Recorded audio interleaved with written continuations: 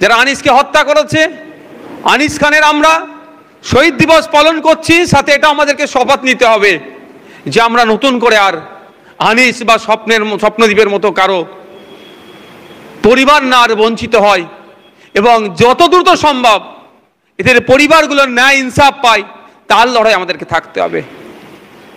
মাত্র কয়েকটা বছরের ঘটনা, কয়েকটা বছরে এত কটা ঘটনা ঘটে গেল, কিন্তু রাজ্য সরকার দেখুন যখন ঘটনা ঘটে তড়িঘড়ি যে কথাগুলো বলে খুব মিষ্টি মিষ্টি লাগে, আমরা বিশ্বাস করে ফেলি, কিন্তু বাস্তবে দেখুন কামদুনি থেকে শুরু করে আনিস পর্যন্ত। কামদুনিতে ছুটে গিয়েছিলেন মাননীয়া, সেখানে গিয়ে কি বলেছিল, ফাস্ট ট্র্যাক কোর্টের মাধ্যমে 1 মাসের মধ্যে সব হয়ে যাবে। 1 মাস তো দূরের কথা, 10 বছর পরে দেখলাম কি বেশ কিছুজন বেকসুর খালাস হয়েছে, কারো কি যাবজ্জীবন হয়েছে। কিন্তু প্রশ্ন আমার এখানে, যদি যারা 10 বছর পরে বেকসুর খালাস হলো তাদের জীবন থেকে 10টা বছর কেন কেড়ে নিল রাজ্য সরকার? আর যদি তারা দোষী হওয়ার পরে এতদিন পরে তাদেরকে নির্দোষ কেন করলো? এর মধ্যে কি আছে এটাও আমাদেরকে জানতে হবে, এই বিষয়টা রাজ্য সরকারকে ক্লিয়ার করতে হবে। একাধিকবার আয়ো চেঞ্জ হয়েছে, একাধিকবার যারা কোর্টে রাজ্য সরকারের হয়ে মামলা করছেন তাদেরকেও চেঞ্জ করা হয়েছে, কারণটা কি? আর আনিসের দিকে ফিরে আসুন, আনিসকে কেন হত্যা করা হলো, কি কারণটা ছিল আপনারা কি কেউ জানেন? এসআইটি সিট গঠন করে দিয়েছিল, তো সিটের টপে কাকে বসিয়ে রেখেছিল? জ্ঞানবেন সিং। উনি সম্মানীয় অফিসার, সম্মান জানিয়ে বলছি, কিন্তু ওনার নামে এমন অভিযোগ আছে আমি ভরসা করতে পারছিলাম না। সেই সময় বলেছি, আজকেও বলছি, রিজওয়ান হত্যাকাণ্ড হয়েছিল জানেন আপনারা, হত্যা হয়েছিল, সেই সময় জেনে অন্যতম অপরাধী হিসাবে মমতা ব্যানার্জি যার নাম বলতেন, তাকে আনিসের হত্যার বিচার করার জন্য টপে বসিয়ে রেখেছে। বিচার পাবে? বিচার পেয়েছে? একবার নয়, 2বার পোস্টমর্টম করতে হলো, এখনো বিচার পায়নি। আর কবে পাবে আমি আশা করছি না, যদি এভাবেই চলে কবে পাবে আমি আশা করছি না। ভোটের সময় আসবে, একটু মায়া কান্না কাঁদবে, সংখ্যালঘুদের থেকে শুরু করে সংখ্যাগুরুদের কথা অনেক বলবে, ভোট মিটে যাবে, সব ভুলে যাবে, ঠান্ডা ঘরে চলে যাবে। তো আনিসের অপরাধটা কি ছিল? আনিস যেখানে অন্যায় সংগঠিত হতো সেখানে গিয়ে সে প্রতিবাদ করতো, তার যতটুকু ক্ষমতা আছে বা যতটা ক্ষমতা আছে সেই নিরিখে। আলিয়া বিশ্ববিদ্যালয় থেকে শুরু করে বাগনানে এক নাবালিকার মেয়েকে অপহরণ করেছিল, তাকে খুন করেছিল, এবং রাজ্যের বিভিন্ন জায়গাতে সিএ থেকে শুরু করে বিভিন্ন বিষয়ে সে প্রতিবাদ করত। কর্ণাটকে যখন হিজাব নিয়ে বিজেপি সরকার হিজাবেরকে ব্যান করতে চেয়েছিলেন, সেই সময় কিন্তু আনিসও বেশ কিছু পোস্ট করেছিল, সেটাই আনিসের কাল হয়ে দাঁড়িয়েছিল। সিট যে রিপোর্ট জমা দিয়েছে হাইকোর্টে, সেই রিপোর্ট যদি আপনারা দেখেন, জানি না পাবলিক ডোমিনে কবে আসবে, সেখানে অনেকটা ক্লিয়ার হয়ে যাবে সেখানে কোন কারণে আনিসকে হত্যা করা হয়েছিল।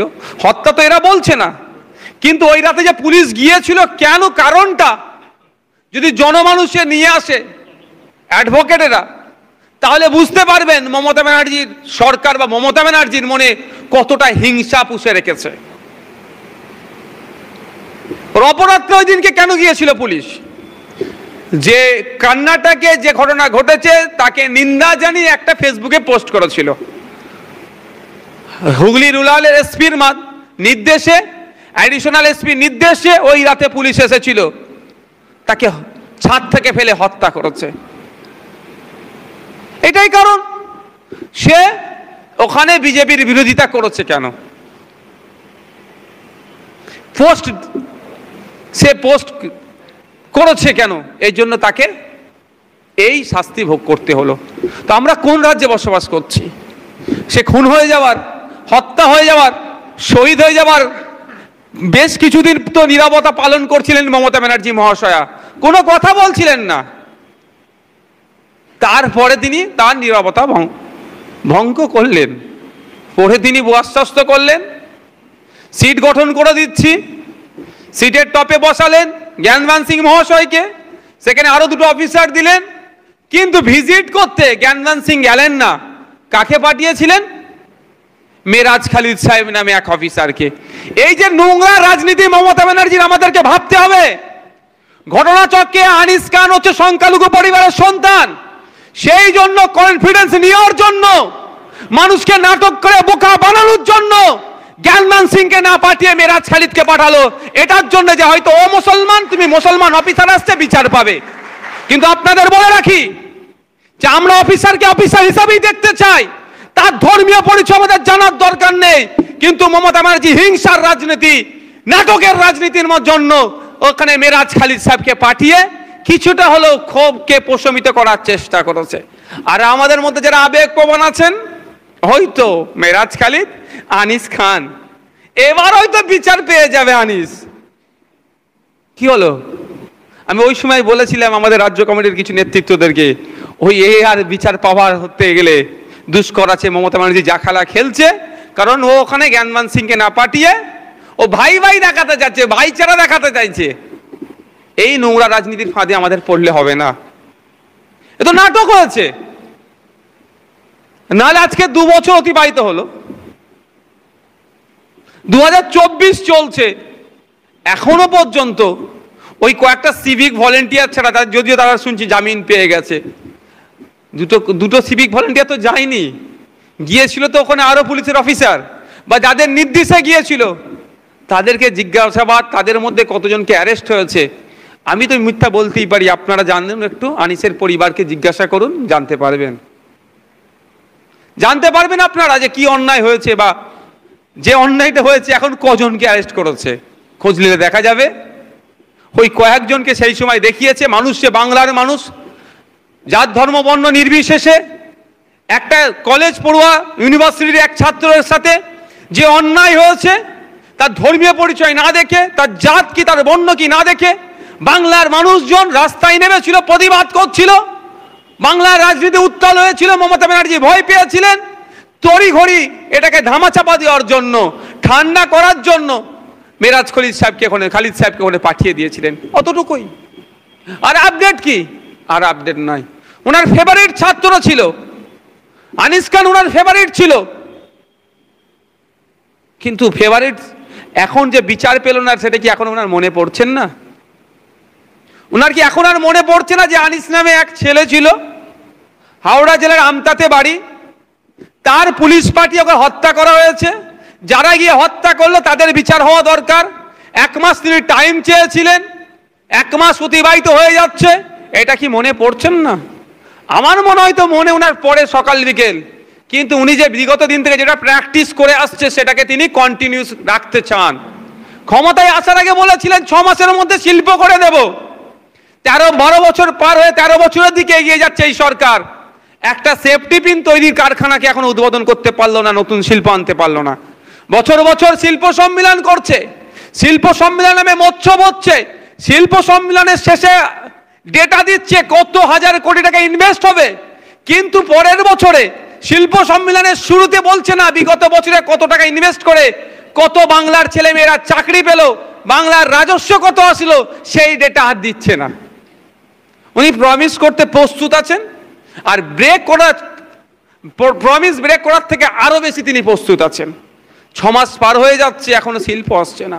সেই সময় তিনি বলেছিলেন, তিনি তখন বিরোধী দলে ছিলেন, যে সরকার কেন্দ্রীয় সমহারে দিয়ে দিতে পারে না, সেই রাজ্য সরকারের কার্যক্ষমতা থাকা অনুচিত, এই ধরনের কথা বলেছিলেন। আর আজকের দিনে ডিএর কথা বললে কি বলছে? ঘেউ ঘেউ করবেন না, আরো অনেক ধরনের শব্দ প্রয়োগ করছে। তার মানে আমি যেটা বলতে চাইছি যে উনি প্রমিস যেগুলো করেন সেইগুলো একদম আগে থেকে প্রস্তুত নিয়ে থাকেন, যেগুলো আমি পূরণ করব না।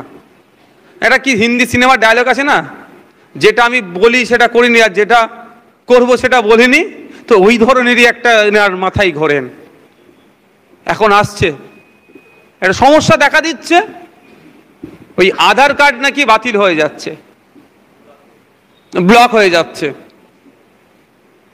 কে করছে? বিজেপির কেন্দ্রের বিজেপি সরকার করছে। 2019 সালে এই আধার কার্ড, সিএ, এনআরসি নিয়ে কে বলেছিল আমাকে ভোট দাও, আমার লাশের ওপর দিয়ে নাহলে এনআরসি করতে হবে, সিএ করতে হবে? তিনি আর আজকে ভূমিকা কি? এটা ভাবার বিষয় আছে। আজকে আমরা দেখছি তো এসসি সমাজের মানুষের আধার কার্ড ব্লক হয়েছে, কালকে এসটি সমাজের হবে, পরশুদিন মাইনরিটি সমাজের হবে, তারপরের দিন জেনারেল কাস্টের হতে পারে। কিন্তু প্রশ্নটা এখানে, যে বলেছিল আমাকে ভোট দাও, আমি বিজেপির বিরুদ্ধে লড়াই করব, আমার লাশের উপর দিয়ে যেতে হবে বিজেপিকে, তিনি আজকে শুধুমাত্র সাংবাদিক সম্মেলন করে দায় এড়িয়ে যাচ্ছেন কেন? যাদের আধার কার্ড ব্লক হয়েছে, ডিঅ্যাক্টিভ হয়েছে, তাদেরকে নিয়ে ইমিডিয়েটলি আমি এখানে মঞ্চ থেকে বলবো, যদি এই মঞ্চ নয় কিন্তু এই বিষয়ে আমাকে উত্থাপন করতে বাধ্য হচ্ছে। আসার সময় আমাকে মিডিয়া বন্ধুরা কোশ্চেন করলেন, ইমিডিয়েটলি যাদের আধার কার্ড ব্লক হয়েছে তাদেরকে নিয়ে রাস্তায় নামুক, প্রয়োজনে নওশাদ সিদ্দিকীরাও তাদের সাথে থাকবে, তাহলে জানবে বিজেপির বিরোধিতা মমতা ব্যানার্জি করছে। রাস্তায় নামবেন, সাথে সাথে তাদের হয়ে আইনি লড়াই দেওয়ার জন্য লয়ার তৈরি করুক। লয়ার তো আছে, কপিল সিব্বলকে লাগাচ্ছে কার জন্য জানেন? কুরবান শাহ। তৃণমূল সরকার লাগাচ্ছে, সুপ্রিম কোর্টে দাঁড় করাচ্ছে কপিল সিব্বলদের মতো দামি দামি লয়ারকে। তৃণমূলের পঞ্চায়েত সমিতির সহসভাপতি, ব্লকের যুব প্রেসিডেন্ট, প্রধানের স্বামীকে খুন করলো। যারা খুন করেছে অভিযোগ, তাদেরকে বাঁচানোর জন্য রাজ্য সরকার এই ধরনের নামি দামি যদি লয়ার সুপ্রিম কোর্টে ফিট করতে পারে, তাহলে আমাদের রাজ্যের যাদের আধার কার্ডকে ব্লক করেছে এখনো পর্যন্ত শুধু সাংবাদিক সম্মেলন করে নাটক না করে কেন আইনের দ্বারস্থ হচ্ছে না, এই প্রশ্নটা আজকে এই মঞ্চ থেকে তুলতে চাই। শুধু তো নাটক চলছে। 2024 আসছে, লোকসভা নির্বাচন আসছে, আরো নাটক হবে। আমি আপনাদের কাছে অনুরোধ করব, এটা রাজনৈতিক মঞ্চ নয়, আমি ভোটের কথা বলবো না, তবে সজাগ সতর্ক থাকবেন। কারণ বিগত দিনে দেখেছি যে কটা প্রমিস করেছে সবটাই ব্রেক করেছে। লক্ষ্মীর ভান্ডার দেওয়ার কথা হয়েছে, লক্ষ্মীর ভান্ডার দিয়েছে, এটা কিন্তু আমি বলছি না। যেগুলো সামগ্রিকভাবে ডেভেলপমেন্টের কথা বলে, যেগুলো আমি তো পূরণ করতে একটাও দেখতে পাইনি। তাই আপনাদের বলবো, এই মাননীয়ার যে প্রমিসগুলো আগামী দিনে করতে চাইবে সেগুলো থেকে আপনারা একটু বিরত থাকবেন। কারণ এক মাস এই আমাদের দেখুন না, আনিস খানের কথা দেখুন না, স্বপ্নদ্বীপের কথা দেখুন না, ফাইজানের কথা দেখুন না, উত্তম মান্ডিরটা দেখুন না, কি কথাগুলো বলেছিল যে বিচার হয়ে যাবে, স্বল্প দিনের মধ্যে হয়ে যাবে। আর আনিসকে তো 1 মাস টাইম দিয়েছিল, 1 মাসের মধ্যে হয়ে যাবে, ফেভারিট আমার। কিন্তু সেইগুলো সবই তিনি ব্রেক করলেন। প্রমিস যিনি কথা দিয়েছিলেন একটাও রাখতে পারেননি। তাই আপনাদের অনুরোধ করব, আমাদেরও লয়ার আছে, আমরা আলোচনা করছি, শুধু আনিস নয়, আর যেগুলো যারা বিচারে পাচ্ছে না। আজকে উত্তম মার্ডি শুনেছিলাম পরিবারের থেকে আসার কথা ছিল, কিন্তু এক্সাম নাকি থাকার জন্য তারা আসতে পারেনি। তাদের সাথে আমরা নিয়মিত যোগাযোগ রাখছি, যে যারা আমরা আমাদের পার্টির পক্ষ থেকে তাদেরকে আইনি সহায়তা দেব, যাতে তারা ন্যায় পায়, তার পরিবার যাতে দেখতে পায় যে যারা তাদের পরিবারের সন্তানের সাথে যারা অন্যায় করেছে তাদেরকে বিচারের ব্যবস্থা হচ্ছে, তারা শাস্তি পাচ্ছে। তার জন্য আমরাও লয়ার দিতে প্রস্তুত আছি, আলোচনা চলছে।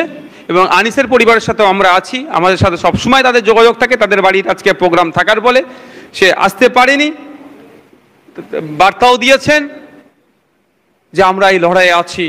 যারা মেধাকে শেষ করতে চাইছে তাদের বিরুদ্ধে আমরা লড়াইয়ে থাকবো। আমরা চাই মেধাযুক্ত ছেলেরা আসুক, সমাজে উঠে আসুক, সমাজে যেখানে অন্যায় সংগঠিত হচ্ছে সেখানে যেমন এরা ঝাঁপিয়ে পড়ছে, তাদের পাশে আমরা থেকে তাদের সাথ দিয়ে সমাজকে কুলুষিত মুক্ত করব, দুর্নীতি মুক্ত করব। সমাজে আর ওই সন্দেশখালি দেখতে হোক, ওখানকার বাচ্চাদের যেভাবে করুণ অবস্থা, যা মহিলাদের যে সমস্যার সম্মুখীন হচ্ছে পুরুষ মহিলা নির্বিশেষে, সেই সমাজ ব্যবস্থা রাখবো না আমরা। যে সমাজ ব্যবস্থাতে প্রত্যেকে মাথা তুলে বাঁচতে পারে, তার যাতে যারা দায়িত্ব নেবে সেই শিক্ষিত যুব সমাজের জন্য আমরা সর্বদা আছি। সর্বোচ্চ প্রচেষ্টা দিয়ে তাদের সাথে আমরা থাকবো। এই কথা বলে আর